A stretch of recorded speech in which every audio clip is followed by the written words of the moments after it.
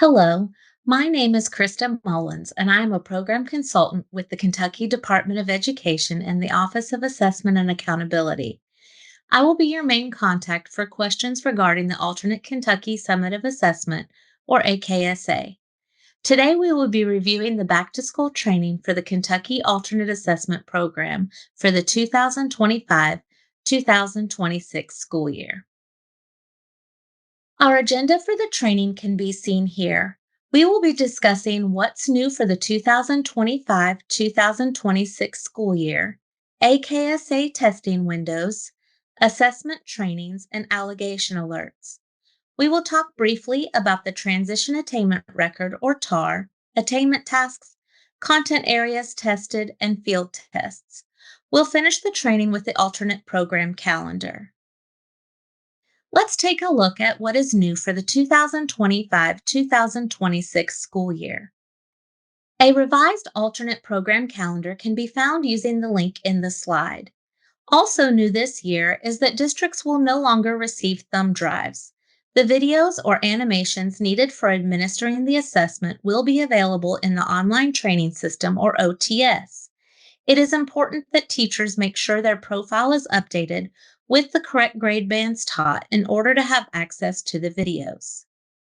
Like last year, the TAR qualification quiz will not remain open all year and will close on December 22nd. Please ensure to complete the TAR qualification quiz by this date. Similar to site visits in the spring during KSA testing, KDE will be conducting site visits during the Window 1 administration of the AKSA. The questions asked during this visit can be found on KDE's website. Most DACs choose to meet KDE at the school where KDE is conducting the site visit. If someone else in the district oversees AKSA, it may be helpful for that person to meet KDE at the school as well to assist with answering the questions.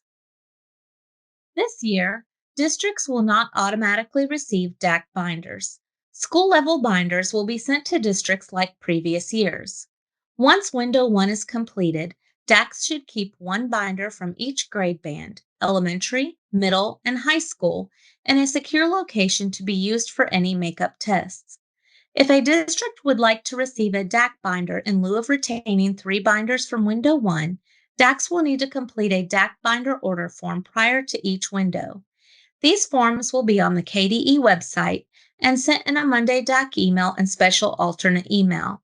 DAC binders will not be sent to districts who do not indicate yes on the order form. This is more of a reminder than something new, but makeup tests should not be administered to students until the DAC has submitted a request to KDE and received an approval email from KDE. Once KDE approves the makeup request, test administrators may proceed with administering the makeup. For seating charts with the AKSA, even though it is in a one-to-one setting, a diagram of the room must be drawn on each seating chart. Seating charts should be retained in a secure location in accordance with the records retention policy. Attainment task score sheets should be retained in a secure location in accordance with the records retention policy. Once the data is extracted from the Student Registration Database, or SRD, districts are unable to see student scores. Retaining the score sheets allows districts to have access to them in the event they are needed during data cleanup or when reviewing released items. One final update for this year is that once teachers successfully complete the qualification quiz in the OTS, they will be activated in the SRD. DACs will not be able to activate teachers in SRD. Next, we will look at the testing windows. The AKSA will still consist of 2 testing windows. Testing Window 1 will open November 10th and run until December 19th. During this window, there will be 15 items per content area that will focus on one specific group of standards. You can find which standards are tested by checking the grade level standards document on the KDE website linked above. They are broken down by content and grade level. The Window 2 assessment will open April 14th and run until May 22nd. During this window, there will be 15 items per content area. Once again, Consult the grade level standards documents on the KDE website linked on the slide. You can find which standards are assessed during this window by consulting those documents. They are broken down by content and grade level. As a reminder, there will be 15 operational items and 5 field test items per grade and content area in each window. Since the AKSA is one complete assessment split between 2 windows, any student eligible for the alternate assessment based on Kentucky's eligibility criteria must take both Window 1 and Window 2 of the assessment, regardless of when the student became eligible. Due to students qualifying at various times throughout the school year, KDE offers 2 makeup windows for students to have the opportunity to complete both windows. The first makeup window will be from January 5th through March 20th, and the second makeup window occurs at the same time as Window 2, April 14th through May 22nd. A formal request using the form on KDE's website, which will also be sent in a Monday DAC email and special alternate email, must be completed by the DAC and submitted for approval. This form will be available for completion closer to the beginning of each makeup window. Makeup assessments may not be administered until after the district has received an approval email from KDE. Materials will ship and arrive based on the timelines shared on this slide. Materials for Window 1 are expected to arrive in the district sometime the week of October 20th. For Window 2, we will continue to offer options as we have in the past, based on the concept that spring breaks will still be available. In late February, districts will be asked to select shipping option 1 or 2 based on when they will take spring break. As was done last year, if no selection is made, then the default selection will be made for the district for option 1. Materials for Window 2 first option will ship the week of March 30th, and Window 2 the second option will ship the week of April 6th. Districts with no students will receive a district-level copy of all grade band assessments. It is expected that districts maintain the district-level copy of materials in the event a makeup test is required. We will not be able to ship makeup window materials. Materials are shipped to schools with AKSA students based on the IC pools for each window. It is important that students eligible for the AKSA are correctly marked in IC, and all IEPs are locked when the IC pulls occur. Window 1 will pull from IC on October 3rd, and for Window 2, it will occur on February 6th. It is advised to allow teachers access to the materials only after completion of all trainings and successful completion of qualification quizzes prior to administration for any necessary modifications. As a reminder, any materials must remain secure at all times. Moving on to assessment trainings for the 2025-2026 school year. Now that we have covered the new changes for the upcoming school year and the testing windows, let's turn our attention to the layout for the assessment trainings. The first training that we should always mention is the Administration Code and the Inclusion of Special Populations Regulation trainings. Both of these trainings are required. This year, the Overview Attainment Task Training and Qualification Quiz will release August 25th. The qualification quiz must be completed by November 7th, 2025. Any teacher who will administer the alternate Kentucky summative assessment must complete this training and the qualification quiz in the online training system. The training will remain available on KDE's website. If a teacher moves into the district and needs to complete the qualification quiz, please email dacinfo@education.ky.gov to have the quiz opened for the new teacher. For any high school teachers that will administer the Transition Attainment Record or TAR, they must complete the TAR training as well. The TAR training and qualification quiz will open on September 29, 2025, and the quiz will close on December 22, 2025. Similar to the Overview Attainment Task Training, the TAR training will remain available all year, but if the quiz needs to be opened for a new teacher, please email dacinfo@education.ky.gov.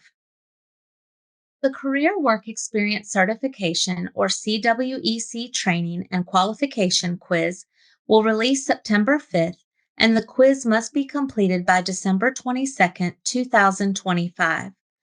Only one teacher is required to complete this training and the qualification quiz. The training will remain available on KDE's website. If a teacher moves into the district and needs to complete the qualification quiz after the quiz closes, please email sherry.craig@education.ky.gov to have the quiz opened for the new teacher. The Employability Skills Administration Record, or ESAR, training and qualification quiz will release October 10th, and the quiz must be completed by December 22nd. Only one teacher involved with the ESAR must complete this training and the qualification quiz. The training will remain available on KDE's website. If a teacher moves into the district and needs to complete the qualification quiz after the quiz closes, please email Sherry Craig to have the quiz opened for the new teacher. Let's look at some common missteps that could result in an allegation. On this slide, you will see a list of common missteps that can result in an allegation. Prior to administering the AKSA to any student, it is important to make sure the student is truly an alternate assessment student and the eligibility criteria and supporting documentation is complete in the student's IEP. Assuming the placement of a student in a classroom makes them an alternate assessment student and administering the assessment to them when the student is not truly on the alternate assessment will result in an allegation. Test administrators should not have access to testing materials without completing the appropriate trainings and the qualification quiz. Similarly, it is important for DACs to complete the training as well to be familiar with the process for the proper alternate assessment administration. Test administrators receiving materials prior to completing trainings and qualification quizzes will result in an allegation needing to be filed. Continuing with our discussion on testing materials, it is important that all AKSA testing materials remain double locked when not in use. Some districts choose to have the test administrator check the materials out and back in on the days they plan to administer the assessment to ensure test security. It is also important to log out of the OTS so access to the secure testing materials available on the OTS are not accessible to anyone. The online materials should only be used during active testing. If materials are left out when not in use, or the teacher is still logged in on the OTS when a test is not being administered, these can result in allegations. When administering makeups for the AKSA, it is important that DACs request a makeup using the form provided on KDE's website and sent in the Monday DAC email and special alternate email close to the makeup window beginning. An approval or denial email is sent to the DAC for each request. Makeups must not be administered to students prior to receiving an approval email from KDE for the requested makeup. In the administration guide, it mentions administering the assessment in the order of the binder. It is important to administer the assessment in the correct order. In the second window, the Quality of School Climate and Safety, or QSCS survey, must be administered prior to the content areas. Any deviation from the order of the assessment must be submitted as an allegation.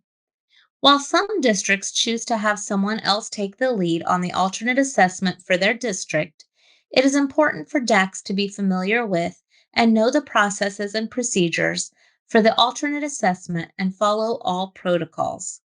Let's take a look at the Transition Attainment Record, or TAR. Provided a student meets eligibility for the alternate assessment based on the Admissions and Release Committee, or ARC, meeting, the TAR is an assessment given to students in 11th grade as an alternate for the college admissions exam. The TAR is required for 11th graders and is part of the Academic Post-Secondary Readiness Accountability Indicator. The completion of the TAR is done by the student's IEP team and ARC. The TAR covers the current Kentucky academic standards and alternate assessment targets except for in science. For science, it covers the previous standards and targets which can be found on KDE's website. One final note on the TAR, as with all years, grade 12 students can retake the TAR if they did not meet benchmarks. Let's take a look at the attainment tasks, or AT. The attainment tasks are administered in two separate windows. It is one assessment split between two windows. Because of this, students who meet the eligibility criteria for the alternate assessment, as determined by the ARC or IEP team, must complete both windows regardless of when they enrolled in a school or became eligible. For students moving from out of state, the ARC team must meet to determine Kentucky eligibility for the alternate assessment, as states have different criteria to determine eligibility. The attainment tasks are a part of the AKSA, which is an alternate to the Kentucky Summative Assessment, or KSA. As a reminder, the attainment tasks are included in accountability, and they are not tested at every grade. Attainment tasks are tested in grades 3 through 8, 10th, and 11th. All secure testing procedures must be followed during each window. Window 1, Makeup Window, and Window 2 of the AKSA. Please refer to the Administration Code and Inclusion of Special Populations regulations. For students with verified visual impairments, some materials are provided as tactile graphics and may be ordered for each window. Order forms are posted on KDE's website and sent in the Monday DAC and special alternate email closer to each window. Let's take a closer look at the content areas tested. This slide focuses on the content areas that will be assessed at the elementary level. One thing to note is that many schools have a different grade configuration, so your school may not be a 3 through 5 grade span. It may be a 3 through 6 or a 3 through 4. The 3 through 5 grade span is used at the state level, as that is how district accountability is represented. This slide reflects the required content areas being assessed at middle school. This slide looks at the high school content areas to be assessed. If you will note in bold, grade 9, grade 12, and grade 14 do not have attainment tasks administered at those grades. On that note, please be aware that you will not receive tests and/or a district or school level binder for grades 9, 12, or 14. Schools and districts with at least one AKSA eligible student will receive a school level binder for tested grades only and a district binder if ordered. All districts will receive a district level copy of school materials even if there are no eligible students in the event a student moves into the district. The TAR is given at grade 11, 12, and 14. Now let's talk about what to expect in regard to field test items. Field test items are used to determine if newly developed items are ready to be used in the operational assessment, depending on whether they are flagged for various reasons based on results. If the field test item proves to be a successful item, it is used to build a bank of items to ensure we have a viable test. In both Window 1 and Window 2, there will be one task per grade level per content area. Each school or district will either get the first task, second task, or third task. Each task in each window will be field tested. When teachers are entering student score data into the SRD, they will be responsible for indicating which field test form they administered. This form is required for score entry. District assessment coordinators, please work with teachers to ensure this step is completed correctly. As mentioned before, due to DAC binders no longer being sent to districts, DACs will retain one grade band binder, elementary, middle, and high, from Window 1 to use for makeups. Some districts may choose to order a DAC binder using the pre-order form. When students are completing the makeup, Test administrators will use the field test forms that are in the retained binders or choose one form from the DAC binder if the district chose to order one. If for some reason a student moves into the district and has begun a field test form in a previous district, the student will need to complete the same field test form number in the new district. If the new district needs this form number, the DAC may reach out to the University of Kentucky to receive a copy of that form number. So, when does all of the information we discussed take place? This slide shares the proposed dates for the 2025-2026 school year. As noted in the past, these dates may be subject to change due to circumstances beyond the control of KDE. These are the selected dates available to be shared publicly at this time. For a complete list of dates, refer to the complete Kentucky Alternate Assessment Program calendar on KDE's website and linked earlier in this training. Please be sure to check out our other back to school trainings that are listed on this slide. On this slide, you will see a list of staff in the Division of Assessment and Accountability Support in the Office of Assessment and Accountability available to assist you with any questions you may have. Feel free to reach out to us at 502-564-4394 or email us at dacinfo@education.ky.gov.